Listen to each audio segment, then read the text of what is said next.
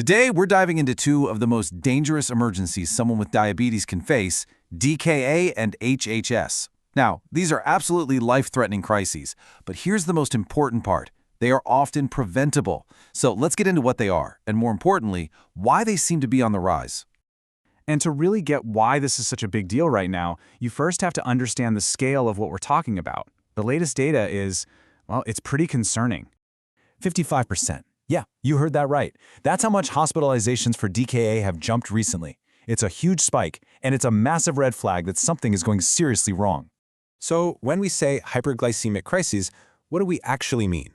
Well, think of it as an umbrella term for two major problems. First, you've got diabetic ketoacidosis, or DKA. That's a perfect storm of high blood sugar, a buildup of these toxic acids called ketones, and a dangerous shift in your body's pH.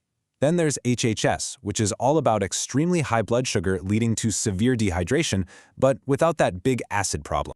And here's what makes that 55% jump so alarming. For about a decade, things were actually getting better. We were seeing improvements in the rates of these crises. But now, all that progress hasn't just stopped, it's actually going backwards. So the million-dollar question is, why? What's behind this? As it turns out, the answer is way more complicated than just a high number on a glucose meter. You know, when we look at what immediately triggers these crises, the biggest culprit might surprise you. It's infection, responsible for almost half of all cases. Right behind that is not taking insulin as prescribed. And, really tragically, for about 15% of people, a terrifying DKA crisis is the very first sign they even have diabetes. But those are just the sparks that light the fire. To really understand why the numbers are climbing, we have to look deeper at the powerful and often invisible forces at play in people's lives. This quote from a major consensus report really says it all. We're talking about things like low income, not having stable housing, or not having insurance. These aren't just abstract social issues. They are real, massive roadblocks to managing a complex condition like diabetes, and they directly increase the risk of a crisis. And then there's the psychological side, which is a real two-way street. Dealing with depression or just the sheer burnout of managing diabetes can make self-care feel almost impossible. And on the flip side, going through a traumatic event like DKA can make your mental health worse, creating this really vicious cycle.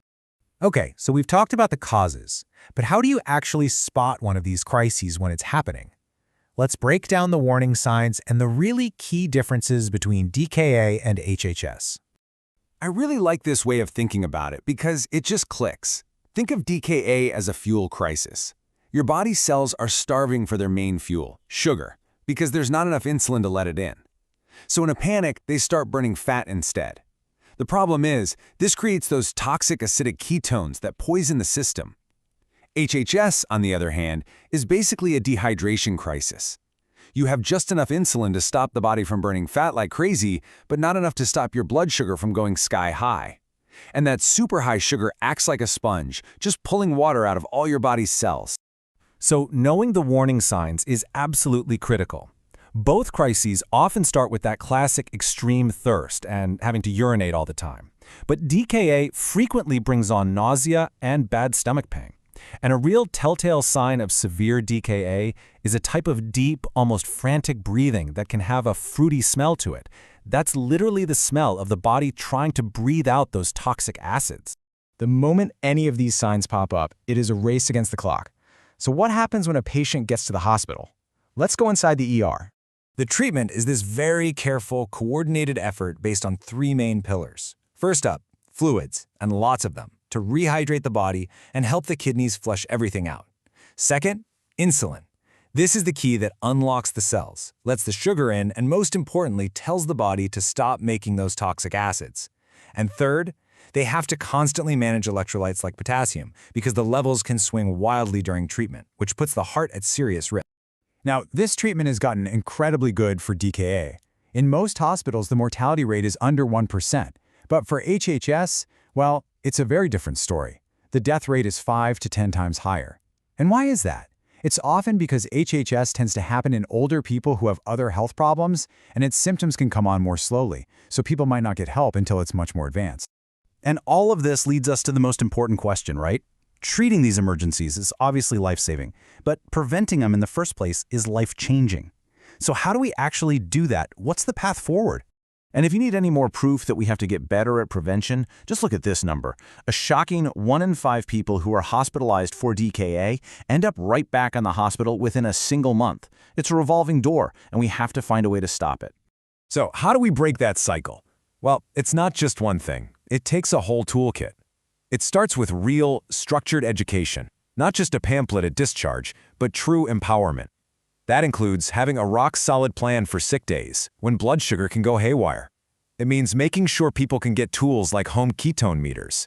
And just as importantly, it means weaving in mental health support and tackling those big socioeconomic barriers we talked about earlier. And alongside all that crucial support, technology is proving to be an absolute game changer in preventing these crises. 53%. That is the incredible reduction in DKA hospitalizations that one major study found when people used a continuous glucose monitor or CGM. These are little devices that give you a constant stream of your glucose levels, so you can see a problem coming and act on it long before it ever becomes a full-blown emergency. Which leaves us with one final, and I think really important question. We've seen how the medical triggers for DKA and HHS are all tangled up with the social and economic world a person lives in. So as these emergencies become more and more common, we really have to ask ourselves, are we just treating the patient in the hospital bed, or are we ready to start treating the world they have to navigate every single day?